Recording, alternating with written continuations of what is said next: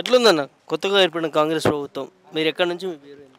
మేము కలకుర్తి తాలూకా మాడుగుల్ మండలం నుంచి మాట్లాడుతున్నాము. ఈరోజు కాంగ్రెస్ పాలన ఎలా ఉందంటే ప్రజల్లో ఇప్పుడు ఆకాశంలో మేఘాలు చూసి సంపులో ఉన్న వాటర్ అంటే మన ఇంట్లో ఉన్న వాటర్ కూడా అరే వర్షం పడుతుందిలే వాటర్ వస్తుంది మనకెందుకు ఈ వాటర్ యూజ్ కాదనే ఉద్దేశంతో పబ్లిక్ ప్రజలు మోసపోయినట్టుగా ఉంది ప్రజాపాలన. ఈరోజు పబ్లిక్గా మోసపోయారు.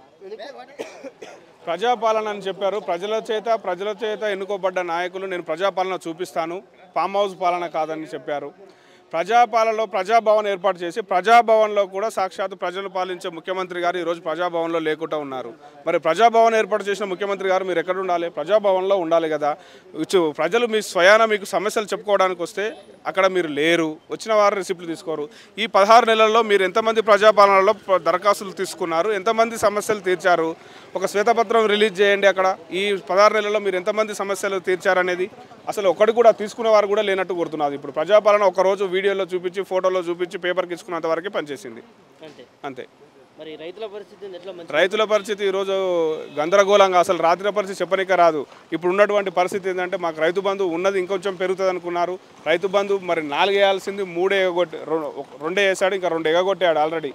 1 2 ఈ గవర్నమెంట్ వచ్చిన తర్వాత 2 రైతు బంధులే వచ్చాయి. అంతకుముందు ఫస్ట్లో 1 అది కూడా పూర్తిగా అందరికి పడలే రైతు బంధు. ఇంకా కూడా ఫస్ట్ ఎకరా, అర్ధ ఎకరా, హాఫ్ ఎకరా అన్నాడు, 3 ఎకరాలు అన్నాడు. మొన్న చివరి వరకు రైతు భరోసా. ఓకే, మేము రైతు బంధు అనేది అలవాటు పడిపోయింది కేసీఆర్ గారి పేరుతో. మాకు రైతు బంధు ఈ గవర్నమెంట్ దాన్ని రైతు భరోసాగా చేసి 2000 పెంచుతామని చెప్పారు. అసలు 15,000 ఇస్తానన్నాడు పూర్తిగా.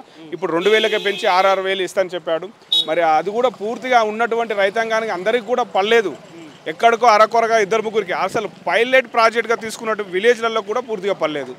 మండలానికి ఒక పైలట్ ప్రాజెక్టుగా ఒక విలేజ్ని తీసుకున్నారు. అసలు ఆ పైలట్ ప్రాజెక్టుకు ఉన్న స్కీములనే కదా నువ్వు 1000-2000 పెంచితే అందరికీ వేసేయండి. అది ఎందుకు వేయట్లేదు మీరు? చేత కాక వేయలేక ఇవన్నీ వంకలు పెట్టి ఏదో పైలట్ ప్రాజెక్ట్ అని చెప్పి ఇవన్నీ ఆపుతున్నారు. మామూనార్ ఎట్లా ఉందండి? ఎలా ఉన్నది అలా ఉంది. ఎక్కడ వేసిన గొంగడి అక్కడనే ఉన్నది. ట్రిపుల్ ఆర్ పేరుతో సర్వే వరకే జరుగుతుంది. దాన్ని తీసుకొని రియల్ ఎస్టేట్ బాగా హైప్ లేపాలనే ఉద్దేశంతో చూస్తున్నారు. ఆ పని ఇంకా ముందుకు పడట్లేదు, చేయట్లేదు. అంటే వీళ్ళ కాన్సన్ట్రేషన్ మొత్తం అంటే వీళ్ళ ఆలోచన విధానం మొత్తం ఒకదానిపైన పెట్టి ఒకదానిపైన చేస్తున్నారు. అంటే ఏ విధంగా అంటే ఎవరికి దొరికినంత వాళ్ళు దోచుకోవాలి. సాక్షాత్ వాళ్ళ ఎమ్మెల్యే జడ్చెల్ల అనిరుద్ధ్ రెడ్డి గారే చెప్పారు కమిషన్లతో నడుస్తుందని. ఏ కాంట్రాక్ట్ పని చేసినా కమిషన్లు కావాలని బాజాప్తా అడుగుతున్నారు. 20% 30% కమిషన్స్తో నడుస్తుందని. ఇంకా ఇక్కడ ఏం కావాల్సింది చెప్తుంది? అసమర్థన పాలన జరుగుతుందని స్వయాన వాళ్ళ అసమర్థ ఎమ్మెల్యేలే చెప్తున్నారు.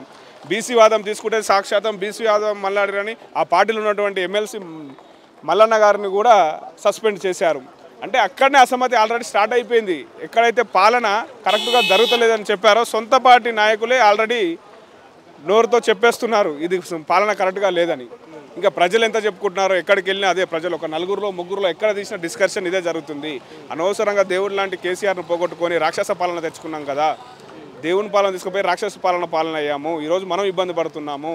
ఎప్పుడొస్తాడో మా కేసీఆర్ అని పబ్లిక్ ఎదురు చూస్తున్నారు. ఇంకా 3 సంవత్సరాలు ఇంకా అస్తవ్యస్తంగా ఇప్పుడే పరిస్థితి 16 నెలలు అవుతుంది. ఈడికే ఇన్ని ఆరామ ఘోరాలుగా పరిస్థితి ఉంది.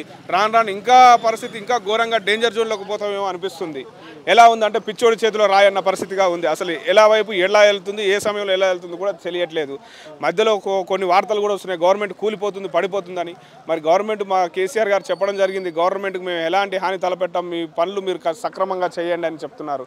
అయినప్పటికీ ఆయన చేయలేకపోతున్నాడు. అలాగే మా మండల్లో ఇసుక మాఫియా, మాడుగుల మండల్లో ఇసుక మాఫియా, ఇసుక అనేది రెగ్యులర్గా ఒక 10, 20, 30 సంవత్సరాల్లో మా దగ్గర ఎప్పుడు కూడా జరగనటువంటి మాఫియా ఇసుక అక్రమ రవాణా ఈ గవర్నమెంట్ ఈ టర్మ్లో 1.5 ఇయర్లో విపరీతంగా జరుగుతుంది.